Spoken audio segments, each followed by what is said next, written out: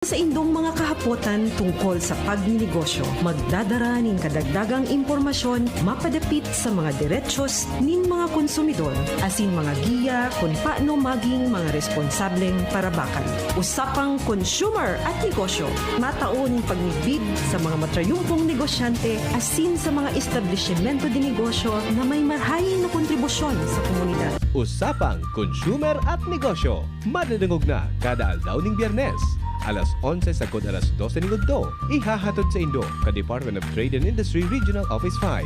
Usapang consumer at negosyo. Abangan!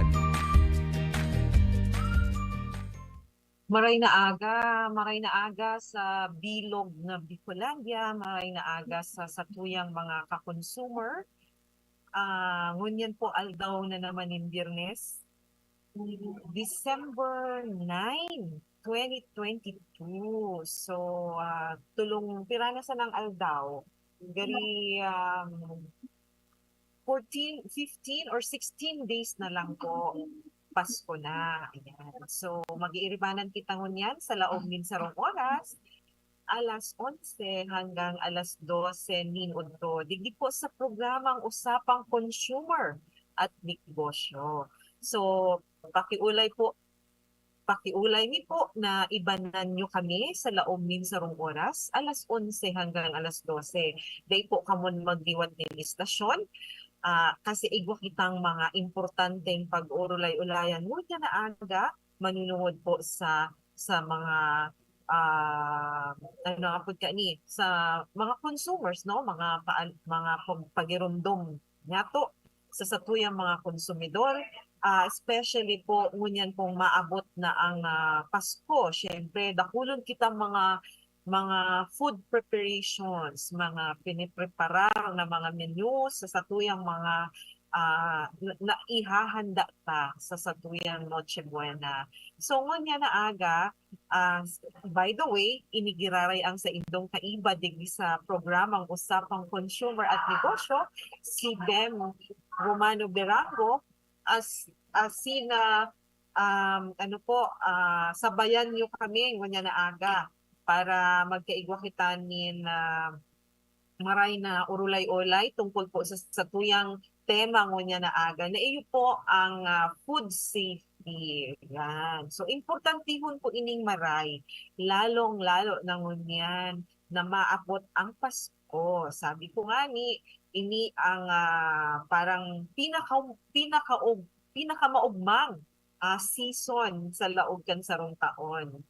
Kaya lalo na kitang mga Pilipino, kasi halabang preparasyon tadigdi, kita ang pinakahalawig na nagse-celebrate kay Christmas season sa buong mundo.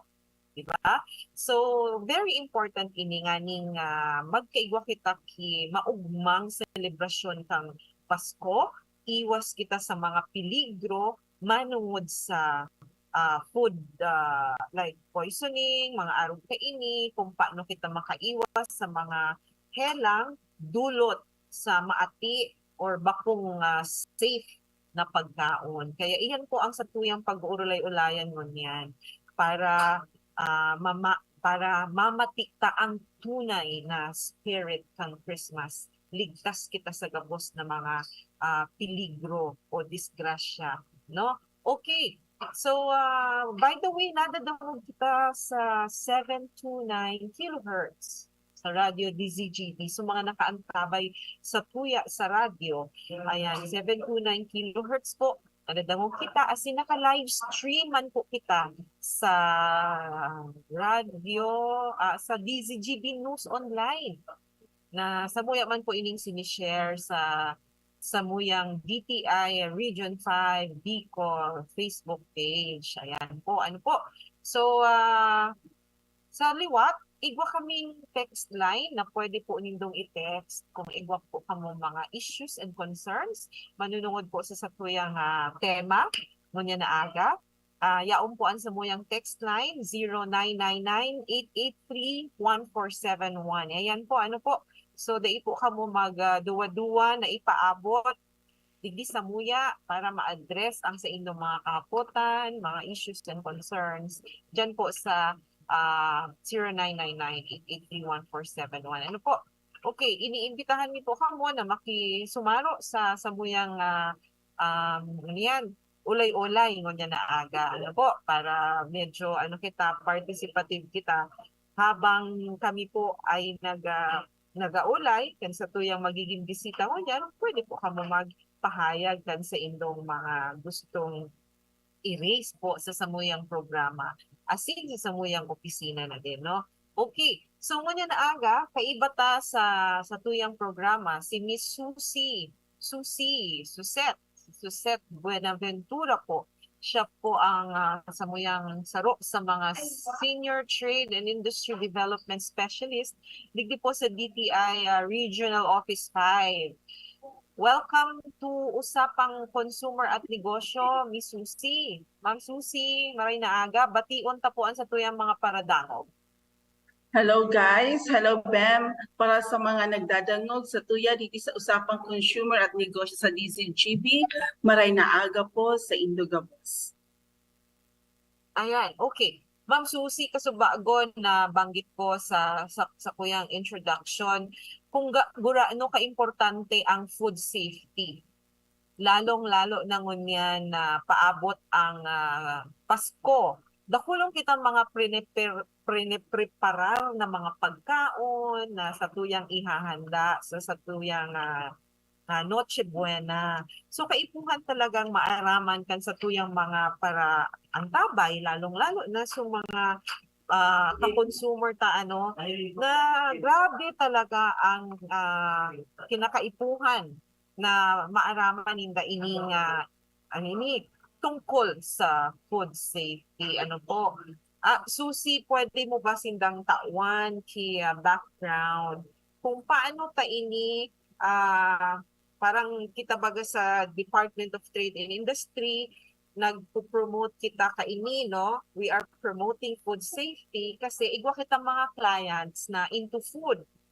So dapat si DTI ano din siya apod kaini igwa din siyang parang mga programa kung paano ma-educate ang sa tuyang mga kliyente manunungod sa food safety or food sanitation, kumbaga. Ano po, sa pagpreparar kan sa indang mga produkto, yaon po dyan ang giya sa tuyang Department of Trade and Industry para sa tuyang mga kliyente.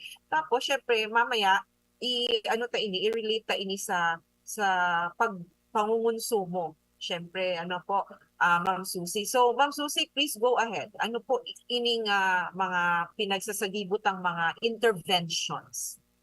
Inat Bem, dakulong kitang intervention na tinatao digdi sa DTI para masigurar ang satuyang mga consumer na ang produktong pinapabakal kan satuyang mga MSMEs, lalo na sa food, ay good for human consumption. Okay. Na gustong sabihon, ini kapag kinakanta, ining produktong ini, di kita magkakahelang. Di kita mamamatian na maraot sa tuyang buhay. Opo. Kaya sabi nga, good for human consumption. Ang sinasabi tang food safety, Bem, sa mga nagdadangog sa tuya, ini po ay sarong proseso para sa pagluto.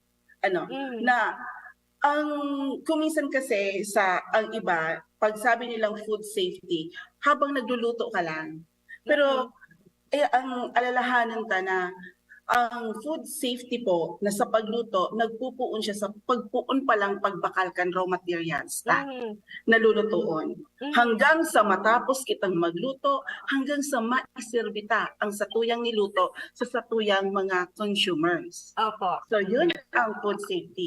Magpuon pagbakal kan raw materials nalulutoon, hanggang sa mailaod ta sa satuyang factory, sa satuyang harong, hanggang sa iniluluto ta, hanggang sa mailuwas ta o maiserbi ta sa table ng satuyang mga consumers, may proseso po yan na dapat natong sundon para ma-ensure o ma-ensure ta ang satuyang mga consumers na ininiluto ta ay good for human consumption. Yan ang tinatawag tang food safety. Okay, so ayan, ang kaipuhan talaga i-asigurar pa ang sa tuyang mga ang consuming public na ang sa indang kukonsumuhon yun nga, sinabi mo, good for human consumption. Gustong Yes. sabihin, pag kinonsumo ito, pag kinaon itong produktong ito, daing mangyayaring maraot. Daing yata magkulog ang tula, Oo. mag-ilaw ang payo, o kung ano pa man hanggang sa ma-ospital ka. May mga nangyayaring kaya yan. Sinabi mo kanina, Ben, food poisoning. Saro yan sa mga rason na, ay saro yan sa mga epekto kung sakaling nakakakaon kita ng maraot sa tuyang ginhawa. So, yan. Ayan, okay. So, Ma'am Susie, syempre, daita man baga iyan tigahuna minsan na iyan na pigkukonsumo ta safe or ano, paano ta iyan maasigurar? Or paano makakasiguro ang sa tuyang mga ka-consumer na ang produktong yaon sa merkado or ang produktong nababakal ninda safe for human consumption?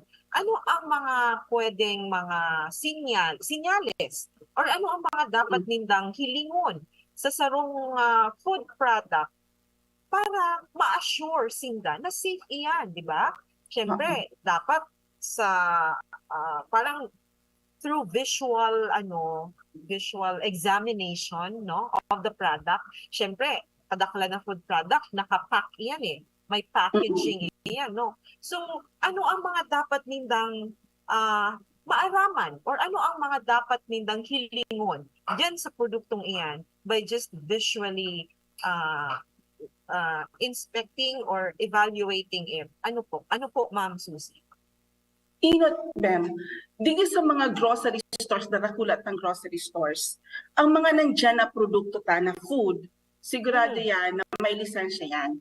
Kasi saro yan sa mandatory requirement na ang produkto bago mailaog sa mga nakakulang grocery stores tangunyan, dapat may lisensya. Kung daing lisensya, ang mall, mamulta yan. Ang mga grocery stores mamulta. Kaya lahat yan ang nandyan ay mayroon yan lisensya. Basic requirement yan nila sa indang mga supplier. Ikadua, hilingon ta ang label. Okay? May ang food and drugs may tinao sa tong mandatory labeling requirements. Opo. 11 yan na labeling requirements. Una, inot, dapat may brand. Okay?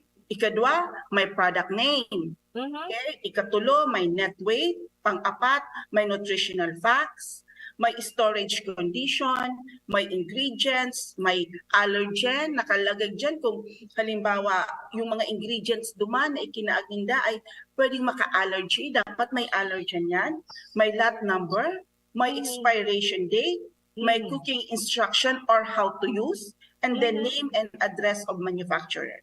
Dapat ang onsing yan ay present sa label. Kapag may kulang dyan, gustong sabihin, may kulang pa yan sa lisensya.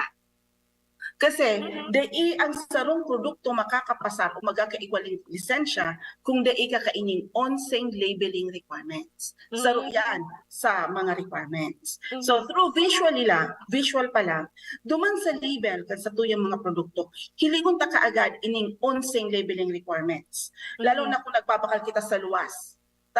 Duman sa merkado, 'di ba? Kasi kung minsan duman sa merkado, baka may daing daing lisensyadong produkto. So init na kaagad na itong mahihiling yung sa label. Dapat yung 11 mandatory labeling requirements na binanggit ko kanina, dapat present siya. Kasi kung present siya, gustong sabihin, dakulang posibilidad na iyan lisensyado. Okay. Ma'am Susie, ang sinasabi mo po, iyang mga food products na mababakal ta sa mga malls. Sabi Yes, mo, di man pwede iyan makadisplay sa sarong mall kung bako iyan lisensyado. Kung kulang ining mga labeling requirements na ini. Yes diba? po, yes po. So, tama. So, pagkaintindi ko na ang mamulta sumol kung magbenta sinda yung mga products na kulang duman sa mga nabanggit mong labeling requirements, no? Yes po, yes po. Pero, buot ko maaraman na Ma'am Susie, paano man po Ma'am Susie so mga food products na daiyaon sa mall? Di ba sabi mo sa mall, assured ang satuyang consuming public na safe ining mga nababakal ta sa mall. But syempre, Ma'am Susie, on top of that, kaikuhan man giraray nindang riparuhon maray kung ining mga requirements na ini present sa sarong produkto, ano? So, mabalik ako duman sa hapot ko. Paano po, Ma'am Susie, kung sa mga products na nasa luwas kang mall? Yun yung sinabi ko kanina, yung mga nasa luwas kan mall, ita ma-assure ka agad na igwa ito. Kasi walang requirements, lalo na yung mga nasa Tiangge. Diba? Wala sa Tiangge. So, kasi nga ang dapat LGU ang ang maaskusar o mariparo sa inda na ang tinitinda-ninda good for human consumption o lisensyado. So, through visual, tinatanong mo kanina, Ben, paano itang maaaraman? So, ito yung tinaram ko na hilingon yung label. Dapat yung onseng requirements nanduman sa label. Kasi kung kulang ito, kulang ang posibilidad na hindi siya lisensyado. Kasi di ka malilisensyahan ang produkto mo kung ang kulang ang mandatory labeling requirements. So mabalik giraray kita duman sa pagiging mga mausisa kan sa tuyang mga ka-consumer na iyan dapat ang saro sa mga characteristics kang sarong consumer, no, dapat mausisa. Dapat basahon kung ano iyan ang mga nakasurat diyan, no? Especially kung ang sarong food product, halikot ang shelf life. Ano, Ma'am Susie? Yes, very, very. Totoo yan. So, talagang ang bottom line is, bilang sarong konsumidor, kaipuhan, bako kita basta-basta sana magbakal kang mga produktong inilalo na ining mga food products. Iyo, Ben. Dapat, lalo na ngayon na Pasko, dakol kitang babakalon. Kumbaga, ang binabakal ta ko minsan 2 times or 3 times yung dati tang binabakal, dakol ang handaan. So, bawal magkasakit ngayong Pasko para maging masaya ang Pasko. Diba? So, sa mga kakakanunta, dapat ay maging vigilant kita, maging maingat kita sa satuyang kakakanon. Lalo na kung satuyang luto mismo ang makulog sa buot, kung ang satuyang niluto mismo ang makakaraot sa satuya, di ba? So, yun. Kasi may mga nangyayaring ganyan na kaso. So, dapat maging maingat talaga sa pagluluto. So, ano yan, pwera ka itong sa tuyang pigbabakal, dapat kita man as consumers, no, kaipuhan, we have to see to it also na ang sa tuyang mga preparar na pagkaon, safe taman ipakaon, no? 'Di ba? Kita ang nagpreparar, syempre ipapakaon ta iyan sa members of the family, sa tuyang mga bisita kung halimbawa. So, kaipuhan taman i-asigurar na good man for human consumption ang sa tuyang prepare na pagkaon. So pag abot digdi, Ma'am Susie, ano man ang mga dapat ang tandaan kan sa tuyang mga mga nagpe-prepare ipagkaon? Inot na inot, dapat malinig ang satuyang kamot. Sabi nga ni, ang pinakamaati daw na parte kan sa tuyang lawas ang kamot. Kasi maski ano ang kinakaputanta. So, dapat yung nails, kakiba na po yan sa food safety. So, dapat ang mga kukuta, malinig, daing mga daing cutics, cutics ba yung tawag? Binabawal ba yan sa mga sa mga chef or sa mga food? Yes, bawal din yan sa factory, yung mga may mga nail polish kasi pwedeng kung nagkakapot kita, pwedeng yung nail polish ta mismo o yung mga cutics ta mismo ay makadagdag duman and it's chemical. And then dapat naka-hairnet kita. Nasa harong lang kita kasi ang food safety bako lang sa factory, mismong duman sa kitchen ta mismo. Dapat may food safety practice kita. So dapat naka-hairnet, naka-apron kita. So yun. And then palaging naguhugas ng kamay. So kasi yung mga sabon, mga powder detergent, dapat hindi bako siya consolidate o nakaiba duman sa mga ingredients ta. So baka mapagkamalantang asin or asukar, 'di ba? Yun ang maikaagta kung pagal-tagal na kita, 'di ba? So mga ganyan. And then na pirming malinig ang satuyang kitchen. Yes. Kapag bakong malinig ang kitchen, may mga ipis yan at daga. So ang daga at ipis, saro yan sa tinatawag tang biological contaminant, mga pest na pwedeng makapag-contaminate kan sa tong food na delikaduhon sa satuyang hawak kung sakaling iyan ay makalaog sa satuyang body. Ano? So yung mga ang hair, mga kuko, yan ang tinatawag tang physical contaminants. Naman. So kasi tatlong contaminants yan, Bem. Physical, chemical, and biological. So yung chemical naman, itong mga mga sabon, mga detergent, mga pesticides. So Ilain, ilain, kung pwede iharayo sa sa mga ingredients. Kung ingredients lang. Duman yung mga pang pesticides, mga pang linig, irayo ta, iluwas ta sa satuyang kitchen. Tangan dai makasalak sa mga ingredients. Kasi ito maisalak o maidagdag sa satuyang ingredients. Kampulangi kasi ako dito man ito maidagdag sa satuyang ingredients without dito man tinutuyo, pero dahil powder yan, ang hangin pwedeng madara ang powder duman sa mga ingredients.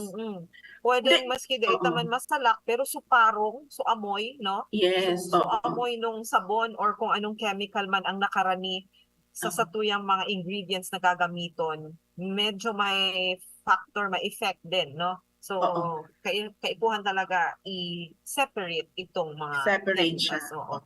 So ang bottom line kan ang food safety, kalinigan sa pagluto. Magpuon sa ang bakal kan raw materials sa pagluto hanggang sa mailuwasta o maiserbita ang satuyang produkto sa table kan satuyang pamilya. Yan ang concept kan food safety. So ayan Susi, Ma'am Susi, siring man sa satuyang tinuturo sa satuyang mga clients, no, para sa satuyang mga consumers, iyan man po ang satuyang pagirumdum sa inda na enot sa gabos baga Ma'am Susi, sabi mo ito magayon ito sinabi mo na ang satuyang mga buhok, ang mga nails, so ang apod ka ini physical, tama ba? Physical contaminants, no? Oo. So may dadag pa ako. Yes, sige po. Halimbawa, nirararog ng maray. Dapat ba laging may pampulis na baka yung pinapawisan na. Baka yung pawis maisalak mo duman sa sabaw. 'Di ba? Pwede posibilidad 'yun, 'di ba? So, 'yun ang mga dapat ang ingatan, dapat ang girumdum mo na may mga pangpunas kita na malinig man. Sa tuyang hawa. So importante ang hygiene, no? Hygiene kang mga nagpi-prepare kang pagkaon, asin syempre pinaka importante din na bago magpuon kang preparasyon, see to it na ang satuyang mga working area, especially pag nagluluto, syempre kitchen yan, no? Kitchen. So dapat malinig yan.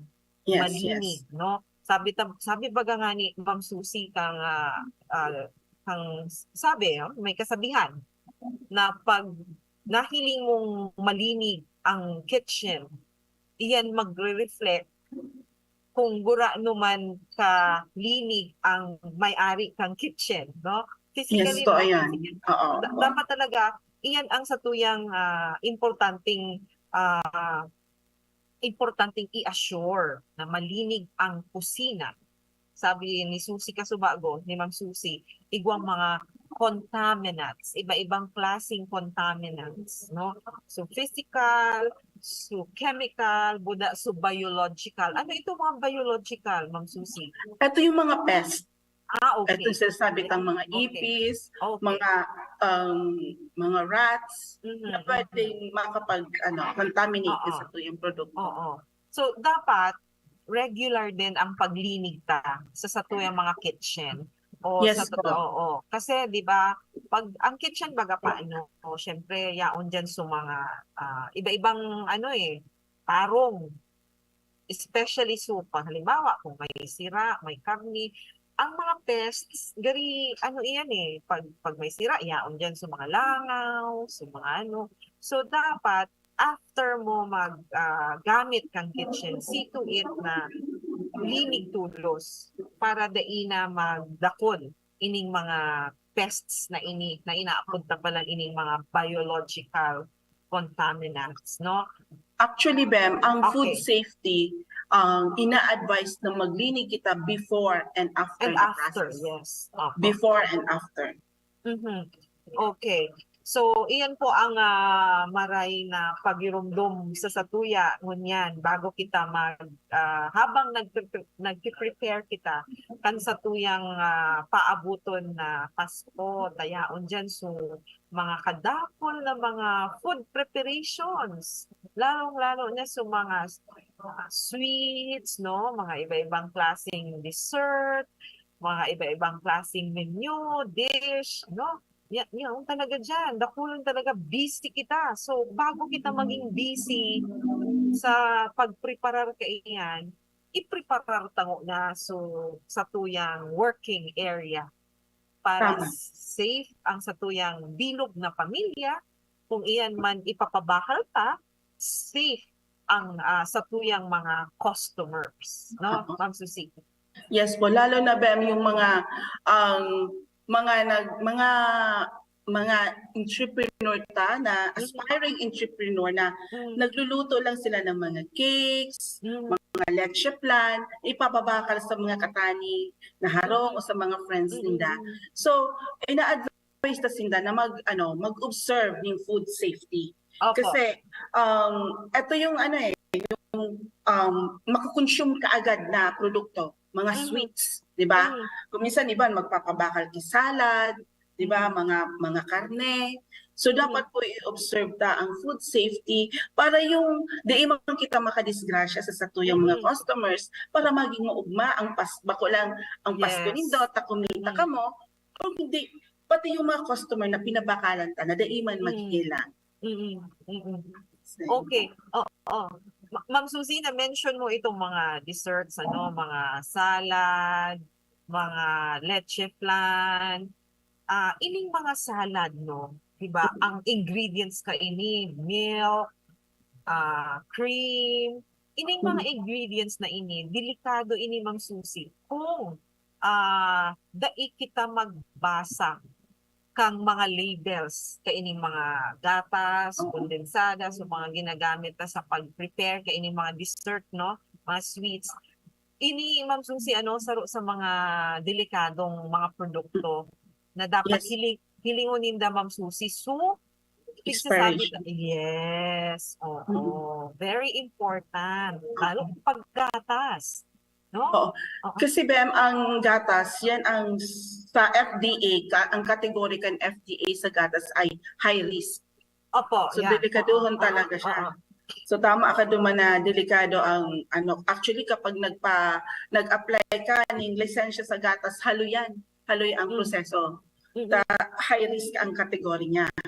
So ang kaiyan, lalo yung mga nasa dilata. So ang advice na kaya hilingon yung expiration date.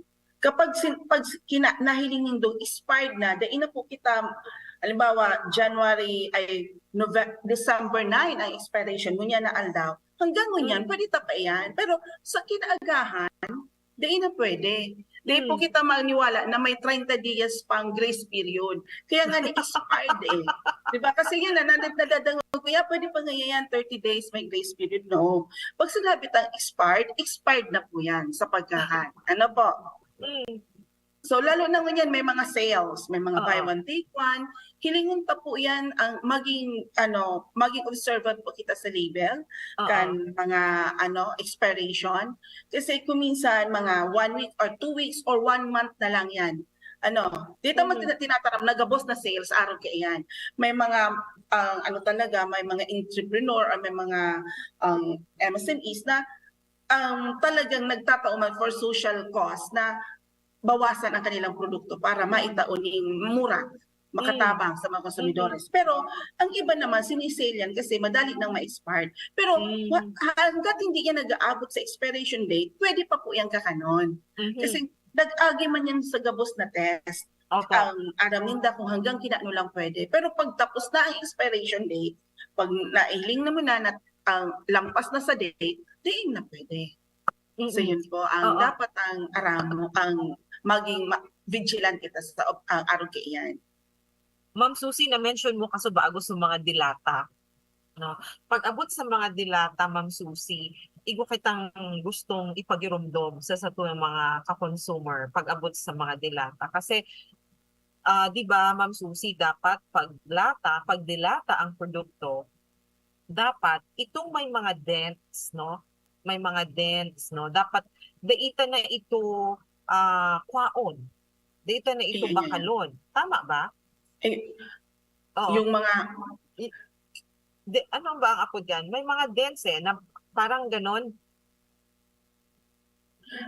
ang dance kasi siguro nakakaano siya dahil duman sa shelf na Yes. o duman sa stock room. Mhm. Ano po? Oo. Mhm, mhm.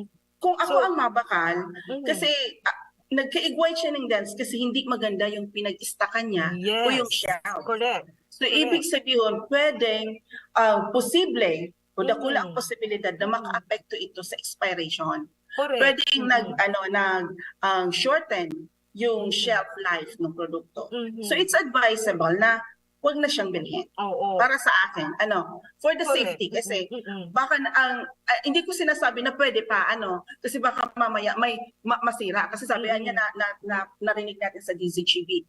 Pero kasi sa expiration, ang expiration kasi kasama pag nag-ano ka ng actual observation or Opo. analysis ng expiration ng sarong produkto, kiibanan dyan, kinukonsider dyan yung packaging. Opo. Oo. Oo. At saka yung pagtago. Yes, yung pag-stock. Kaya Pag-stock. nakalagay doon storage in a cool, dry place. Yes. Nakakaagyan dyan. Oo. Ngayon, kung kaibanan ang observation na yan sa packaging. Ang Mhm. packaging, siya ang inot na may pinaka-direct contact sa produkto. Mhm. Kung sakaling masira yung packaging mo, even it's outer, di taarang ang inside. So, Mhm. kung sakaling may mga dents na yan o may kung anong diferensya, dakula ang posibilidad na makaka-apekto o na-shorten na ang expiration sa Opo. produkto. Mhm. So Kasi- kaya ang Yes, please. ang ginigibo man kan mga grocery stores inuuli yan. Oo, Yun, di tama. naman hindi yan pinapabakal. Oo. Siyempre, kita man ng mga consumers, no? Igwaman sa lang kitang option, igwaman sa lang kitang choice na ito kwaon, dito na ito pagkwaon para sa tuyang safety and security. Kasi may nahalata ako dyan, Ma'am Susie, na ang dilata baga, tigtatakla baga yan. So, there are times na may mga nakadisplay pa sa market na may mga takla na ang outer, yan, so lata. So, sabi mo nga ni Ikasubago, maski iyan sa luwas, di taaram kung pati ang laog apektado. So, di na kita kaiyan, di ba? Sabi mo, kung ako ang mabakal, di ko na iyan pabakalon. Kasi may takla na. Pwede ka man sana magpili na suro lata na malini, daing takla, daing dent. So, why not choose that? Kasi, di ba, kita baga sa DTI, Ma'am Susie, permita pigpo-promote itong best value for money. Yes, totoo yan. Ang iba kasi, ang ibang tindahan, kapag may mga turutakla na, binabawasan nila ang presyo. Pero sa mga konsumidores, hilingon ta po kung ang presyo man lang, ang diferensya ay 5 pesos, 10 pesos. Nakaka-load gani kita ng 30 pesos. Ano pa daw kung piliun ta na yung nasa tamang presyo na maray ang packaging, di ba? So yun ang advice na itataota sa ina. Oo. Pero ang pinaka diyan, Ma'am Susie, di ba, balik ulit-ulit na kita na dapat bilang mga consumers, dapat mapang-usisa tayo, mahinapot, no? Kung may medyo kaduda-duda diyan sa produkto, pwede mo man i-approach niya so sales lady o kung available so sales lady, kung dai masimbag, pwede mo man i-approach so sa iyang supervisor, no? Para dai na kita mauli pa sa barasulan sa pag-abot kang oras. Diba? Ayun, totoo yan. Oo. Diyan mismo sa store, kung igwaman kin mga medyo apod ka ni, so kaduda-duda, di masupog maghapot. Ayun, tako minsan kasi, Bem, sa kadakulan, kan Mm. paninda-nindag, Mm. baka di man ninda tinutuyo, kan mga tagsadiri, kan sa mga groceries, Mm. di man siguro, kasi say man na tagsadiri ang gustong makaraot, let's Mhm. be, Mhm. din, sa mga tagsadiri kan mga groceries. Mhm. Siguro sa kadakulan din, Mhm. without their intention, di na hindi ito nahihiling. Kaya kitang mga Mhm. konsumidores kapag nahiling ka, ang maging respectful man sa pag-approach sa mga tagsadiri o sa supervisor, sa mga Mm. sales lady, na ini ngayon may takla na para mahiling maninda, makall ang attention ninda at magibuhan ninda ning ang medyos tanganing mahali ito sa shelves. And then Mhm. may naramdaman pa pala ako, Bem, dakulo na ngunyan ning mga foreign products hali sa ibang nasyon, na Yes. produkto, Ah. na food. Mhm. Okay lang so non-food, okay. So yung mga food, kung may mga yan na daita na iintindihan ang nakakaang, Mm. pero nahiling ta na masiram na ini. Pero data man nahihit, Mhm. naiintindihan ang Mhm. nakakaang. Data na ba kanon? Opo. Kasi data aram, di ba? Kung ano ang nagkakaagduman. So kaya man ang actually para makalaog ang mga foreign products sa tuyang mag-ikusin daning lisensya, dapat may may translation yan sa English or Mm. Tagalog ang mga Mm. ang mga labels nila. Opo. Kung wala yung translation, dakulang posibilidad na di ipayanag agi sa lisensya. So yan ang matatanong ka. Actually, Ma'am Susie, 'di ba bawal mag-display sa market ka itong mga products na the English translation? Pero may mga nahihiling pa kita na araw ka Oo. iyan. So So, dapat i-call ta ang attention kan sa tuyang mga partners sa Food and Drug Administration, 'di ba? Which has jurisdiction over these products, or i-call ta ang attention kang store owner, or kung sisay dyan ang manager, supervisor sa section na iyan, para ma-address iyan. Kasi dapat dai sinda mag-display mga, lalo na sa mga noodles baga, mga instant noodles na hali sa ibang nasyon, na may mga ano to nga ni ang term po kayan, so mga kinalingking ang mga litra dahil na sa sabutan, bawal iyan. Dapat pili may English translation. ayun. Oo. So, yan please, sa mga food safety tabem na Opo. dapat ang rumdumon.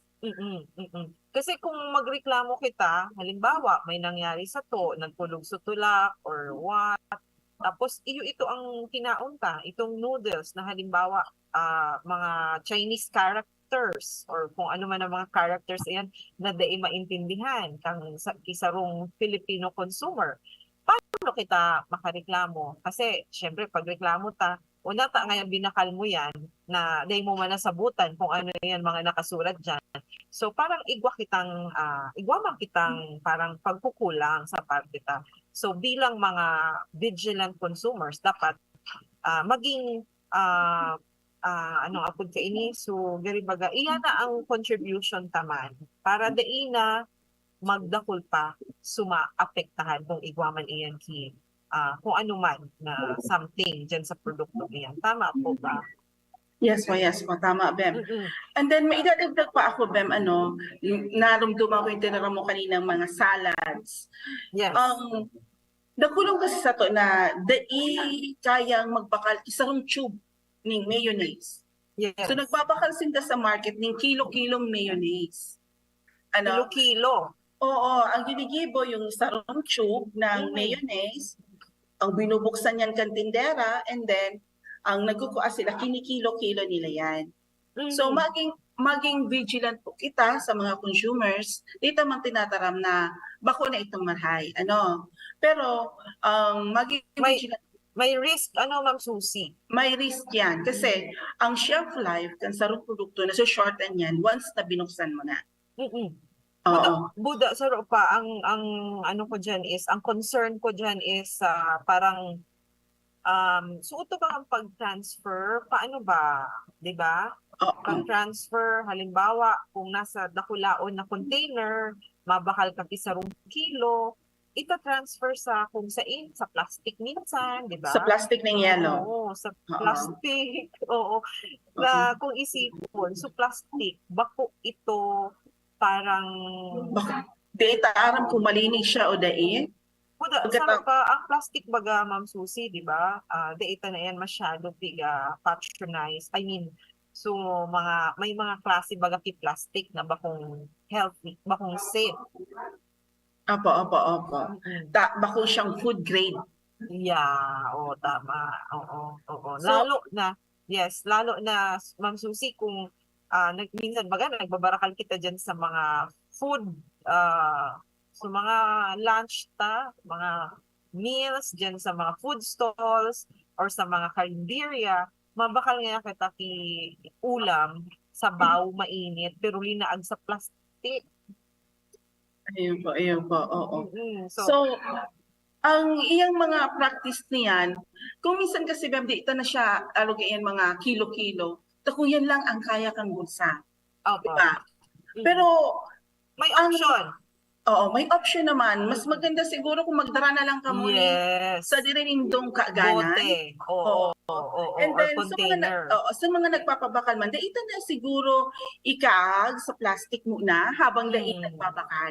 Yes. Para ma-assure yung safety ng produkto. Kasi kung halimbawa ikinaagtay yan sa plastic, ang sarong mayonnaise, sarong pagkakan, dinispeta, paano kung malubot yan? Mabutas yan. So, malaog so ano nga ya, halimbawa so mga kung anong insekto. Opo. So, delikado. mas magayon kung halimbawa babakal kitang kilo-kilo, di man po sinasabing di ka magbabakal ng kilo-kilo. Takong yan lang ang kaya. So, magdala na lang po kita ni sa dili na tong kaaganan, taaram ta na yung kaaganan na dadaraon ta malinig. So, yun Tama yun. Ito ang pinakamaray na option duman. Kung may plano magbakal ki sarong kilong like mayonnaise, no? So, pwede po magpasiguro ka na magdara isa imong container para sure ka, syempre dara mo ito, sure ka na malinig, free from any contaminants. So, iyon na ito ang pinakamaray na gibukon. Bako na sa plastic, iwasan ka na baga ang mga plastic mo niya, di ba? Ayun po. Pati mga plastic na tao, no, Ma'am Susie?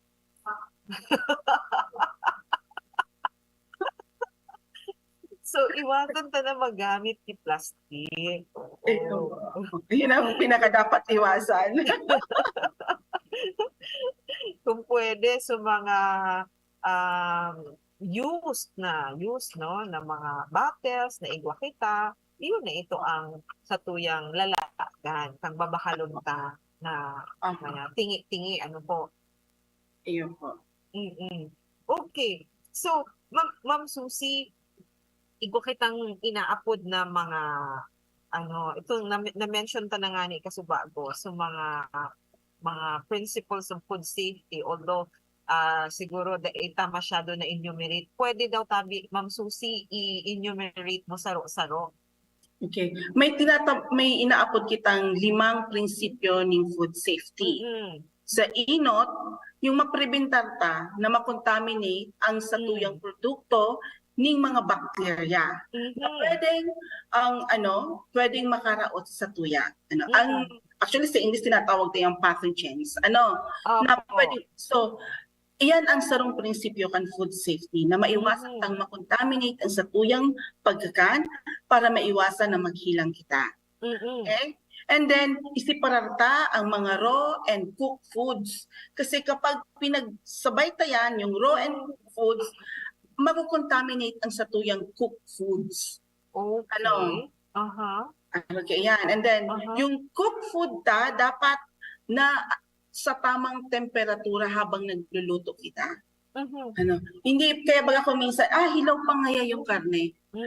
Pag inawunta na, gustong sabihin hindi pa niya naabot yung tamang temperatura para maluto siya. Ano ba yan kan mga nasa bottled foods? Dapat may tamang temperatura yan pag pinapakuluan ta siya. Kasi yung mga bottled foods, pinapakuluan yan, yung tinatawag para lang nakaibanan yung bote, sterilized bottle. Kaya ang niyan, para magkaigos ng lisensya, ang analysis kayan is commercial sterility. Gustong sabihin, commercially sterile ka, daing nahiling na bakterya duman sa laog kan food na nasa bote. Mm. So dapat nasa tamang temperature. And then i-store ta o ikaagta o i-stock ta ang satuyang mga food and non-food sa tamang temperature. Kung ang powder dapat di siya pwede sa wet, maapektuhan yan, di ba? So, yung tsokolate, di pwede sa mainit, melt yan. Tunaw. Oo. Kaya nasa labeling yan kung ano ba ang dapat na temperature o storage condition. And then, ika-5, dapat ang water na ginagamit ay safe. Paano tang maaraman na safe? Inot,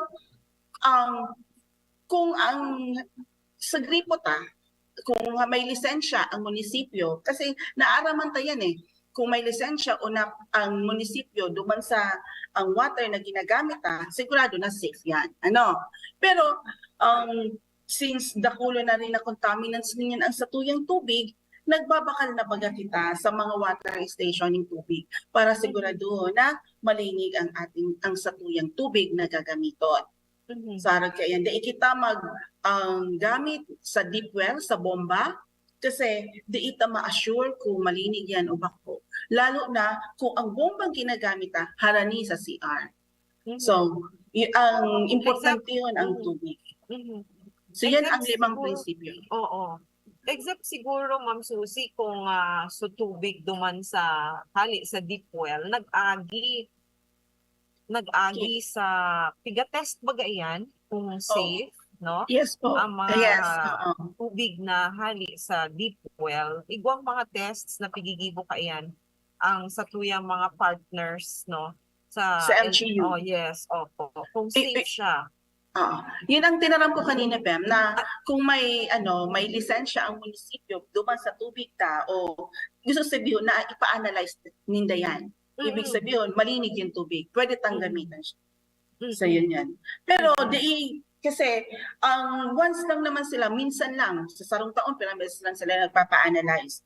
Yung nagpaparauran, may dakulo ng ang factors para maging maati ang satuyang tubig. So mas magayon na igwa kitang extra protection, may mga may pangsara para maging malinig ang satuyang tubig na gagamiton. Okay, oo. Tama ito, Ma'am Susie, na ito nga especially kung ang satuyang mga deep well, malapit sa satuyang mga ang pagkaini, bathroom, no? Yes, sa inyo, duman sa depositor, or kaini ka nga gari, if correct me if I'm wrong, very strict dyan ang satuyang mga partners sa LGU gayod or sa FBA kasi ang LGU, Ben. LGU so sa tuy abagang mga clients, no, pag ma-apply kit business permit bago sinda ma-issuehan, especially kung ang product ninda is food, pinag-check talaga iyan ang LGU. So Yes, siya makakapasar kung ang sa iyang apod kaini planta or working area harani duman sa bathrooms. Yes po. Actually, yung water, tinitest yan. May mga produkto na tinitest ang water, kaipuhan ang analysis ng water pag matawaning lisensya. Oo. So,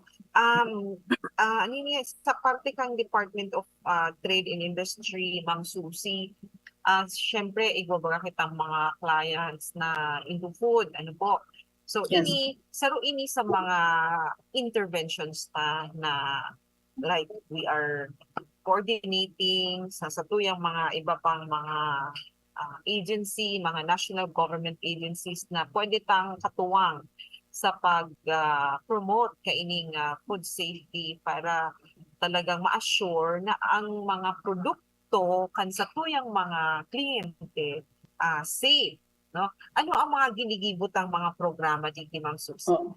Dakulong kitang programa, Bem, na digdi sa DTI para matabangan ang satuyang mga MSMEs under food sector. Sa processed food program natin at sa OTOP, One Town, One Product.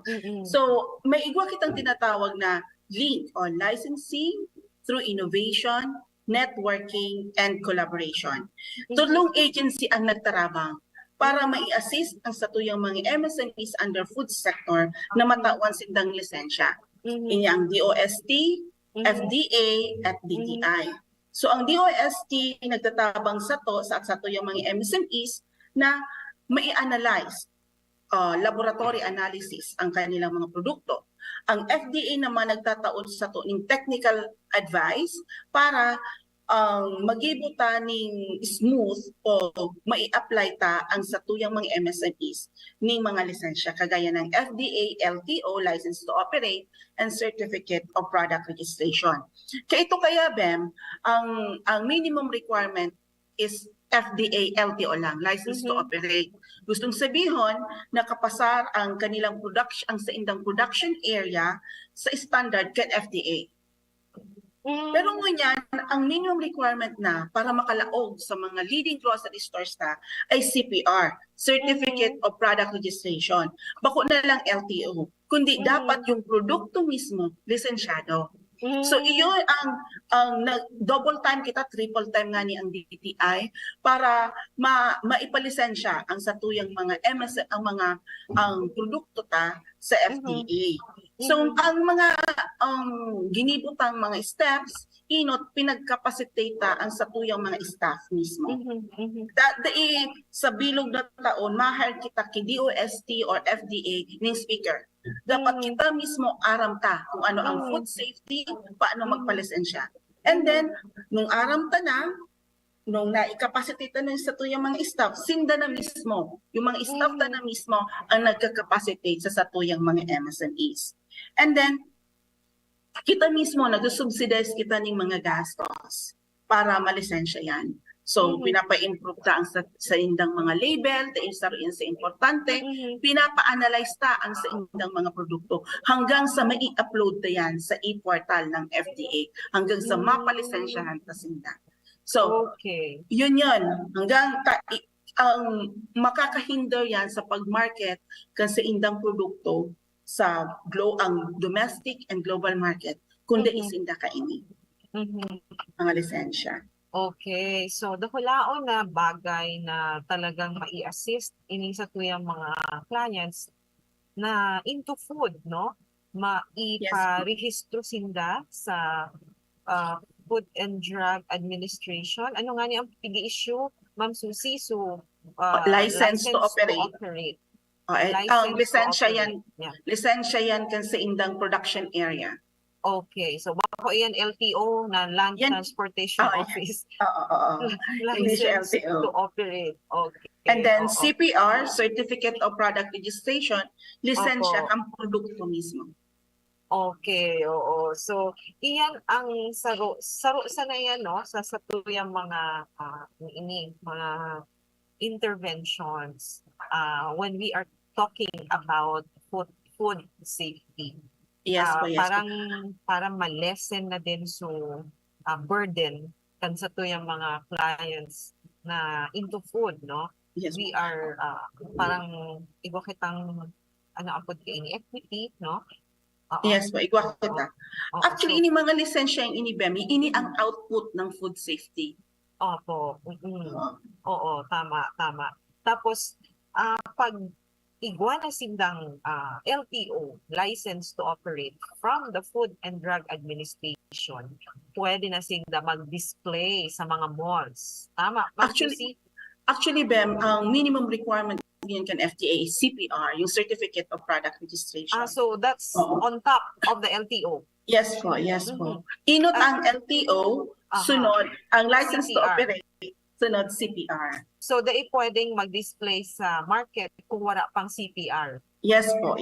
Okay, oo. So, LTO na and then CPR. So, yes po. Kung igwa kitang mga clients na nasa food, may mga problema sa pagparehistro, po magduwa-duwa, yaong kita sa igwa kitang mga negosyo centers sa mga munisipyo, halos kadakla na munisipyo, igwa ng negosyo centers, kung wala man duman sa kataning na munisipyo, kung sa inharani sinda, pwede man sinda magduman para matabangan sinda sa bagay na ini. Tapos, syempre Ma'am Susie, nakabentahe, no? kung igwa kang LTO, CPR kasi pwede ka nga mag-display sa mga malls. And Oo. in fact, Ma'am Susie, ang aram ko, igwa kitang ikakandak na fair, no? Yes, Ma'am may Susie? Okay. regional fair kita. Ito ang Mhm. inaapod tango yan. Actually, first time ikakandak ito, Mhm. DTI Region 5 Christmas Bazaar featuring CARP, Negosyo Center, Coconut, and Auto. Mhm. Mhm. So, yung mga MSMista na ina-assista under CARP, Negosyo Mhm. Center, Coconut, and Mhm. Auto, ma-display po siya coming from the 6 provinces of Bicol Mhm. Region. So we have Mhm. 40 MSMEs, more than 40 MSMEs that will join na ma-intra po digdi sa DTI 5 Christmas Bazaar sa Ayala Mall, Legazpi City on December 11 to 14, 2022. So, sa ating mga nagdadangog po, ipamarita ta po na maigwa yung Christmas Bazaar. So, oportunidad ta po ini na makabakal ng mga food and give items and home needs ta on producer's price. And then, aside from the Christmas Bazaar, tinigta ni rin yung opportunity, magkakaigwa kita ng seminar. Consolidated siya duman sa fair. So on December 12, we have seminar on online marketing and cybersecurity. December 13, seminar on balloon decoration and seminar on crochet making. And December 14, seminar on no-bake cake making and cake decoration. So only 25 slots po bawat seminar, free po yan. So paano po pagpa-register? Pupunta po kayo mismo on the day na binanggit namin. And then, meron po doon registration. First come, first serve basis. So, yan po. Okay. So, ibig sabihin, itong mga seminar na to, matututo na kayong magnegosyo kaagad dito. So yan. yung may mga interest sa pagnegosyo, kung meron kayong mga skills na gusto nyong i-enhance para magkakita, magkaroon ng dagdag kita, so pwede po kayong bumisita sa Ayala Mall sa December 11 11 to 14. to 14. 11-14. Oh, 11, December 11 to 14. Yan po, Ma'am Susie, ang duration din ng bazaar? Yes po. Sa ground Okay. floor po ng Ayala Mall, Legazpi. Okay. So magkakaroon tayo ng Christmas Bazaar sa Ayala Malls. Makikita nila, makakapamili sila ng mga produkto na galing sa iba-ibang probinsya. Tama po ba? Yes po, from the 6 provinces. Okay. So, yan. Pag napunta po kayo sa Ayala Malls, dai po kamo maglihis duman po sa Christmas Bazaar para po magkaigwa kita kitsansa na mamakal kang sa tuyang mga paboritong Bicol products na pwede tang ipangregalo, pwede tang ipandagdag sa tuyang mga Christmas decors, igwang mga tama, igwang mga May mga decorations. yes, oo. Christmas decors and pwede man na sa tuyang pandagdag sa tuyang mga panghanda sa Yes. Christmas. At December 11. producer's price. Okay, oo, yeah. At producer's price. December 11 to 14, Ma'am Susie, sa Yes po. ground floor ng Ayala Malls. Yes po. Okay. So, Ma'am Susie, bago kita magpaaram, hagadan ta ka na po kan sa imong last message, final message, I mean, para sa satuyang mga paratap. Sa tuya po mga paraan tabay, aram ta po nangunya na Christmas, masira magkakan. Ano po? Pero daita po lingawan ang kalinigan kan sa tuyang ihahanda sa Noche Buena, sa mga parties na ating daranta, na ihahanda ta at isuserve ta sa table kan sa tuyang harong o sa mga parties na ating daranta. So yun lang po. So Merry Christmas po everyone, and don't forget po to visit our DTI 5 Christmas Bazaar on December 11 to 14, 2022 at Ayala Mall, Legazpi City. So yun po. Thank you very much and Merry Christmas everyone. Ayan, maraming salamat, Ma'am Susie. Maraming salamat sa mga nag-antabay sa satuyang programang Usapang Consumer at Negosyo. Sa Giraray, ini po ang sa indong kaiba sa radyo, si Glenn Romano Berango. Kaiba ko po si Ma'am Susie.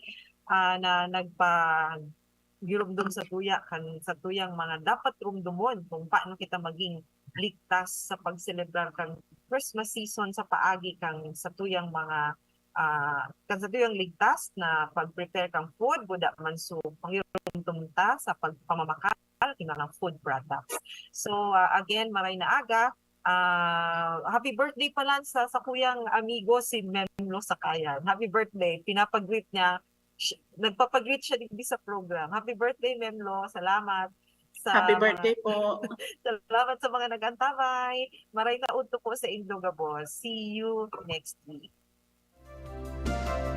Sa indong nadangog ang programang Usapang Consumer at Negosyo. Usapang Consumer at Negosyo. Inihatod sa Indo kan Department of Trade and Industry, Region 5, asin kan DCGB.